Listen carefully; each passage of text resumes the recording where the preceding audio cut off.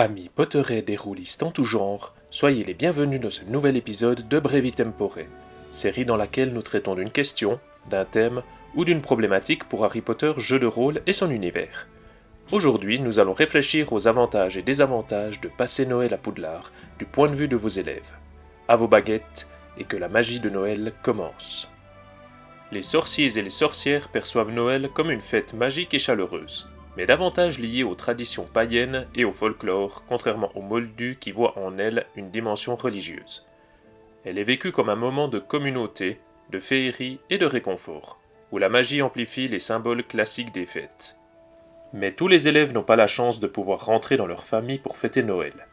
Contraints de rester à Poudlard, on peut se demander si cette période est intéressante à jouer durant vos parties ou si elle doit être laissée de côté. Entre festins enchantés, mystère des couloirs vides et introspection des personnages, voyons donc ensemble ce que cela peut apporter à vos parties. Les avantages de passer Noël à Poudlard. Noël est une période particulière, même pour les sorciers, encore plus quand on la passe à Poudlard. Rester dans l'enceinte de l'école a donc de nombreux avantages. L'ambiance féerique tout d'abord. Que ce soit la grande salle décorée de guirlandes magiques, les sapins illuminés par des bougies flottantes, la neige qui recouvre les tours du château, les élèves redécouvrent leur école en cette période et les décors sont parfaits pour renforcer l'immersion. Le festin de Noël. Poudlard est connu pour ses banquets, mais celui de Noël est d'un tout autre niveau, de quoi faire pâlir d'envie ceux et celles qui sont rentrés dans leur famille. Il est aussi l'occasion de nouer des liens avec les élèves qui sont restés à l'école, car ce dernier se fait en petit comité. En tant que maître du jeu, ce banquet est l'occasion d'inventer des objets magiques farfelus, ou des mini-quêtes liées aux cadeaux par exemple.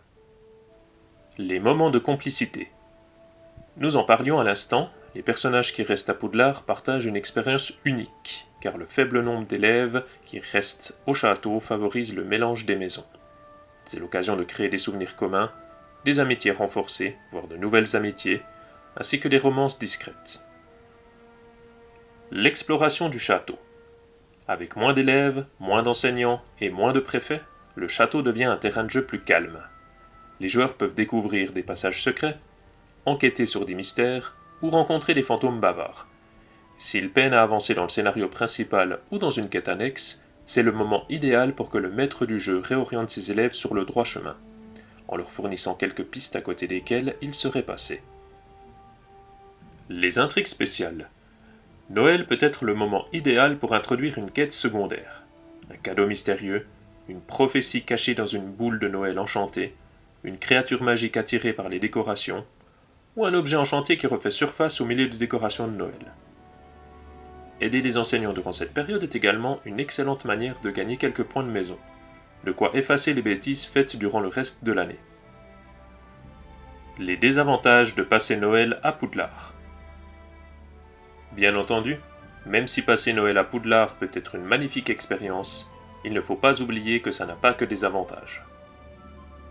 La solitude et la nostalgie. Certains personnages ressentent la tristesse d'être loin de leur famille. Le maître du jeu peut exploiter cette émotion pour enrichir leur roleplay. Est-ce que leurs parents sont absents, décédés, emprisonnés?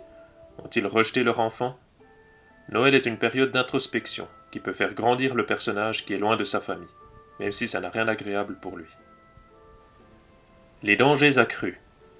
On le sait, même si Poudlard est présenté comme sûr, il n'en est pas moins des dangers auxquels les élèves doivent faire face. Les couloirs vides deviennent propices aux rencontres inquiétantes. Créatures errantes, complots ou maléfices si un ou plusieurs des rivaux sont présents. Les joueurs doivent rester vigilants, sans sombrer dans la paranoïa. Le rythme ralentit. Pour peu que le joueur soit seul à rester à Poudlard, le temps semble lui-même avancer au ralenti. Sans les cours et la routine scolaire, l'action peut sembler moins structurée. Le maître du jeu peut compenser en proposant quelques activités ou intrigues adaptées, même si un certain ennui doit se faire ressentir pour le personnage resté à Poudlard. L'exclusion sociale. Les personnages restés à l'école peuvent se sentir mis à l'écart, surtout si leurs camarades racontent ensuite leurs vacances familiales. Cela peut créer des tensions, voire une certaine rancœur entre eux à la rentrée, ce qui peut être intéressant à jouer. Conseil au maître du jeu. La période de Noël peut donc être intéressante à jouer pour le maître du jeu.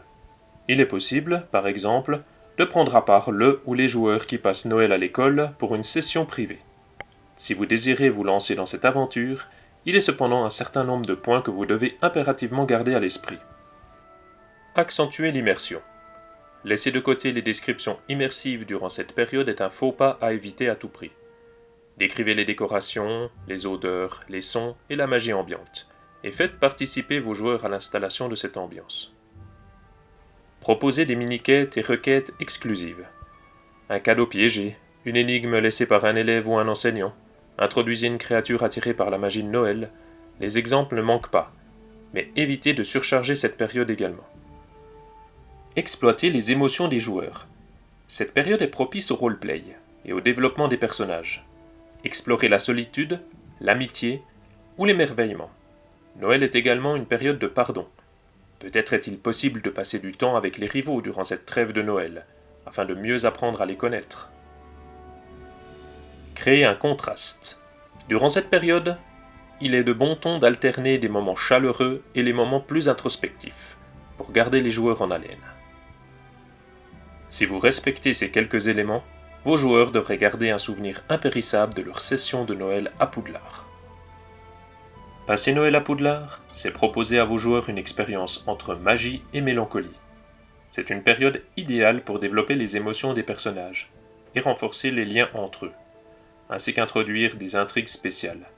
Le choix leur appartient désormais. Resteront-ils pour vivre la féerie de Poudlard à Noël ou partiront-ils retrouver leurs proches ? Un grand merci d'avoir suivi cette 5e vidéo de la série Brevi Tempore. J'espère que ce concept vous plaît toujours autant et qu'il vous permet de vous sentir plus à l'aise avec l'univers d'Harry Potter jeu de rôle. N'hésitez pas à nous proposer d'autres questions comme ce fut le cas pour celle-ci, et n'oubliez pas de partager ces vidéos entre joueurs et maîtres du jeu pour étoffer votre connaissance de l'univers d'Harry Potter jeu de rôle. Pensez également à aimer cette vidéo, à vous abonner et à activer la cloche pour ne rien rater des prochaines vidéos. Pour prolonger l'aventure, nous vous rappelons que notre salon Discord, dont le lien se trouve dans la description, vous permet de partager vos expériences avec d'autres maîtres du jeu et joueurs. Alors n'hésitez pas à nous rejoindre. Harry Potter jeu de rôle vous est toujours proposé gratuitement par l'équipe de Geekit, mais vous pouvez nous soutenir par un don sur notre Ko-fi si vous désirez nous remercier et nous aider à nous développer. Un grand merci à ceux et celles qui ont franchi le pas cette année et qui ont soutenu notre travail. Encore merci pour votre soutien. C'était Keul pour Geekit. Que la passion vous guide et vous accompagne.